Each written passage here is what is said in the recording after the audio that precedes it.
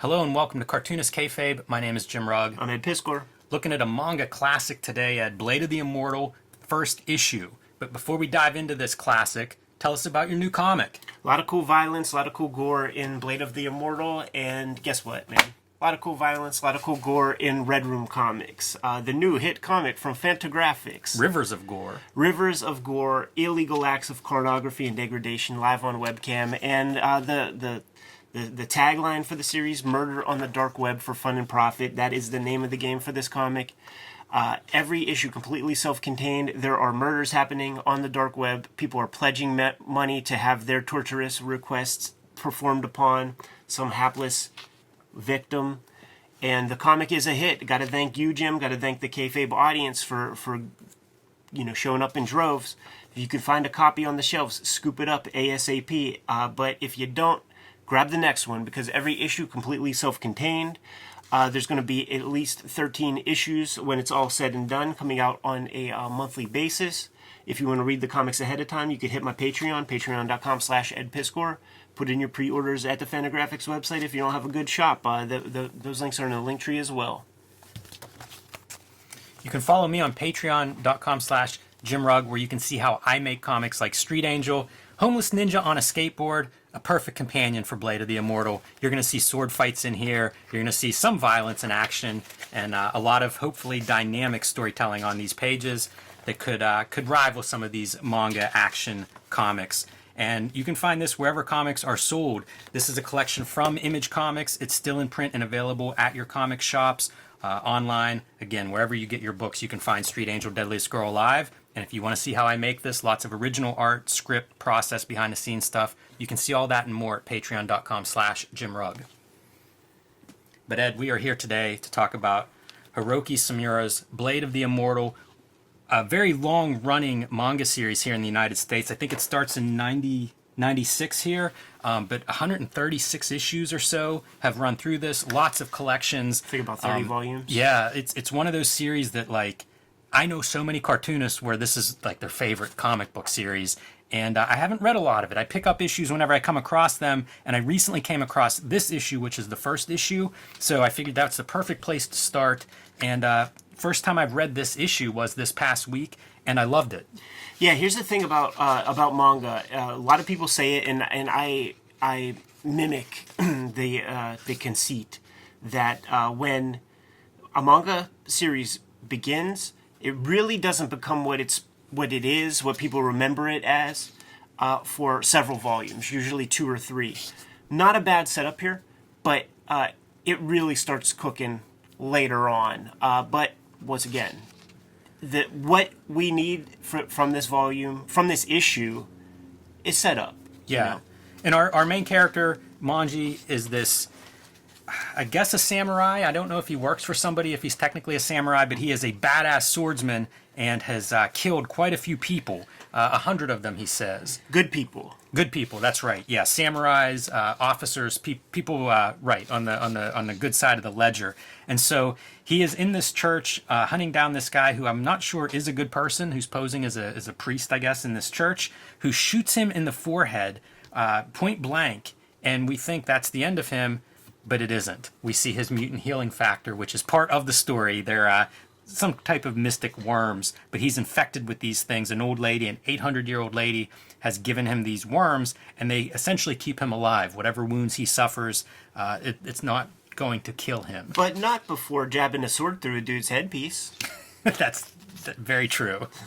So, as you say, Ed, this is kind of set up. It just gives us enough information to understand who this character is and what's going on. But a couple of the other pieces that make this series interesting to me is the original artist did not want the book to be flipped, to be mirrored, right? Japanese comics, we read from right to left instead of left to right like American, and so a lot of early manga would be mirror images. He didn't want that. He instructed them to actually cut up the pages and rearrange the panels to do this left to right Western reading style, which creates a very unusual reading experience. So there's lots of directional devices in the reading experience. they're kind of reversed here. So you'll be reading and it'll be like maybe I'm reading left to right, but directional devices are pointing me this way, and it creates a really strange experience. And I think that's part of what makes Blade of the Immortal such an interesting read, because once you start reading it, you sort of get sucked into this unusual storytelling thing that I think is just a byproduct of the way it's translated and presented to us. I'm glad you said that, Jimmy, because in all the comics that I read, there would be what I would call storytelling problems, like stuff that just is actually just unclear, and knowing that, that gives me some grace for him. But I also like that they do like mixed media. You see these delicate pencil drawings in the middle of, inked panels next to those. Totally, on like a very kind of textured, fibrous paper, so it looks really nice. It's almost like he's drawing on like a canvas or something sometimes, and it's very cool. It doesn't seem like there's like storytelling like logic for it, like it's not flashback or anything. It could be That's like true. one panel after the other, so I think it's just about remaining engaged with the comic. I would bet that doing a little bit of pencil shading is probably quicker than dropping down zipatones. Yeah, it's probably a very unique, I can't think of too many manga that look this way. When you'd see it is usually in those opening scenes that are like watercolored or maybe produced with a little bit more time. So kind of unusual. And I think his art is definitely a big draw for this series. Let me ask you this, man, and it's, rhetorical, but just imagine what this would look like with the shitty printing on those like weekly mangas. Like that had to be crazy looking. I would love to see that. We looked at the Lone Wolf and Cub artist edition, and even looking at different printed iterations of that, it's so different. Yeah. Like, I bet you this is another one where, I wonder if there is an artist edition of this. This feels like the kind of thing that would lend itself to that. But yeah, I'm sure that even this printing, which is, I think, pretty good, I'm sure that it's all over the map if you look at like newsprint, that pulpy newsprint that we've looked at in some of those manga phone books. The story here is very, very simple. Like, he killed those 100 guys. He's kind of on his own. He's wanted. Yes. That's why these officers are hunting him down. And he's going to decide at the end that just in order to make up for it, he's going to get 1,000 bad guys. Exactly. And, man, he just walks around like a weapons arsenal. Like, there are scenes where he'll open his sleeves and just knife, he has 10 blades all over the place, point at every direction.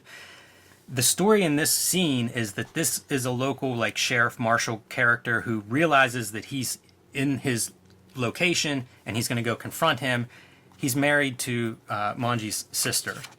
And so now you've got this horrible situation of like, he realizes at the last second, Manji realizes this guy is my brother-in-law, but it's too late because he's attacked him.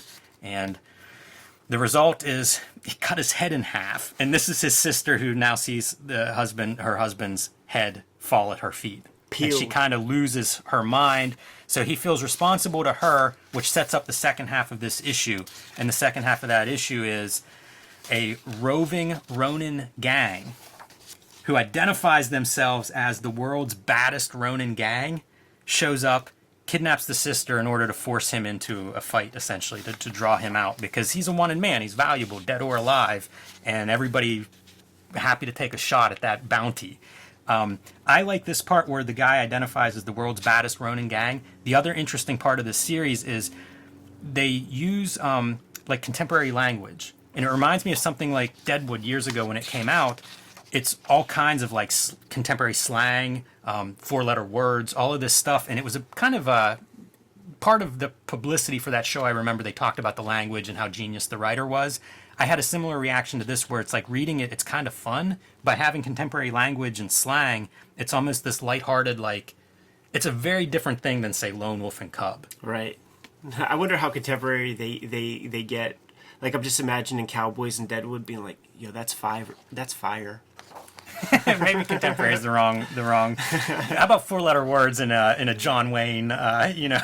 Westerns were not Something not more treated that way. realistic, man. Put a little yellow in those cowboys' teeth for once. His sister is killed anyway in the course of this battle, which really sets him off and changes his course, where he decides he's going to become, he's going to kill 1,000 bad guys. And I mentioned having all of these knives and weapons of death. So you get to see him, and he is this like badass killing machine whenever it comes to violence and knives and weaponry. there's an example of that very mixed media coming to life. The badass Ronin gang leader stands no chance once Manji actually decides we're going to have this fight. And they stab him right through his gimmick, man. Yeah. Just carves his head in that backward swastika symbol. And then calls out the other 20 members of this badass gang. And the way we see the end result of that, you get your samurai charge, and then you see him go back to that old lady who had given him those worms' powers to begin with. I love this scene. His foot, he's on one leg. His foot's tucked into his waistband. He's holding himself up with a sword because he can't be killed. This is Wolverine, essentially, as a samurai. Yeah, man. And that little bit of sun, lens flare going on, like, it's beautiful stuff. The bird notes, do you think that must be replacing sound effects, right? Japanese sound effects. That's a funny gimmick to put little song notes for the birds flying around him. The sun's shining, the birds are singing, and he is cut to pieces. Yeah, you're right. Like, because that's not the Japanese stuff, so the letter is going in there for sure.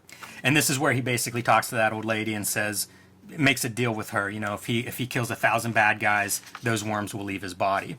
So it's that immortal thing of doesn't want to be immortal, can't be killed. Let's make a deal on how I can make that happen. It's a limited series, man. Now we just got to follow him kill.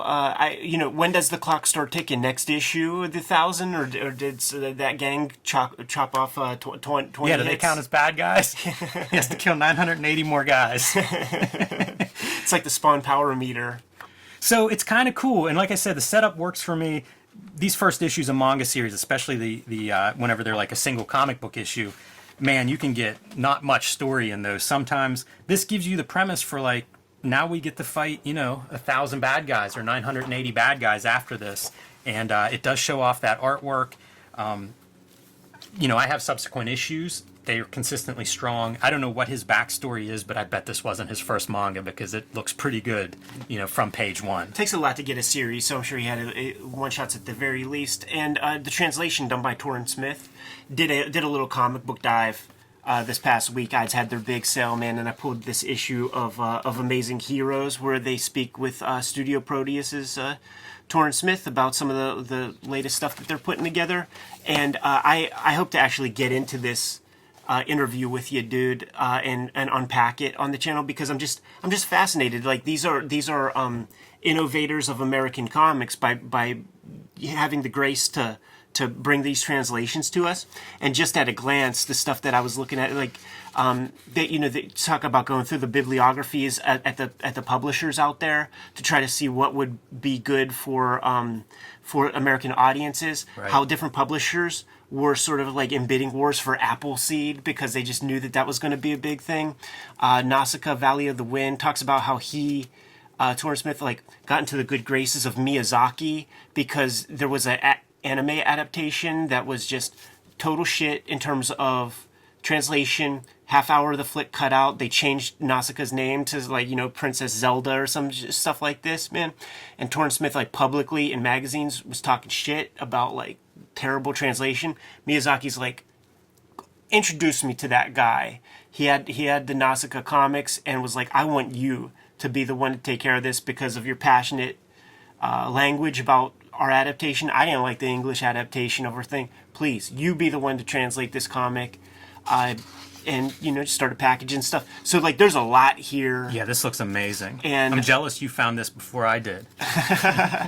And I think that this would be a good interview to unpack. And absolutely showed it off just because Torrin Smith, right up there with Frederick Schott as being the two great OG translators of and it's manga. Worth noting, this is 1990, and Torrin Smith and Studio Proteus had been doing this for a little bit. This isn't their intro. This is an article because they've translated some stuff already. This is 1996, so he's doing this for a long time. At a high level, at the highest level. He was working for several publishers, American publishers, that were interested in doing manga. It gives a great. Torrin Smith is kind of the guy who's doing that, opening doors for a lot of these publishers to build relationships. The little bit that I read of the interview so far, it illustrates a lot about how Viz was created and how manga came to America. So I think it's going to be a very important interview. That sounds amazing. Yeah. for sure. Good issue. But Blade of the Immortal, man, I enjoyed this a lot as a standalone, as a first issue. Really fun. Pretty cool. Yep, super fun. And listen, when we read good comics, I need to get back to the drawing board. I'm juiced up. I'm ready to go. Kayfabers, like, follow, subscribe to the YouTube channel. Hit the bell. We'll notify you when new vids are available. Jimmy, what's out there, man? Patreon.com/JimRugg, where you can see how I make comics. You can download my out-of-print mini comics and zines. You can see lots of original art, scripts, and notes on how I do what I do at Patreon.com/JimRugg. Red Room Comics out in the wild right now. Issue 1 is on the stands as we speak, and there's a lot of them, but they are going fast, man. Got tagged in a lot of Instagram stories and stuff yesterday. Go to your local comic shop, scoop up the comic, get it put on your pull list. Every issue is completely self-contained, so if you see an issue, grab an issue, you will get a complete story. It's going to be coming out on a monthly basis.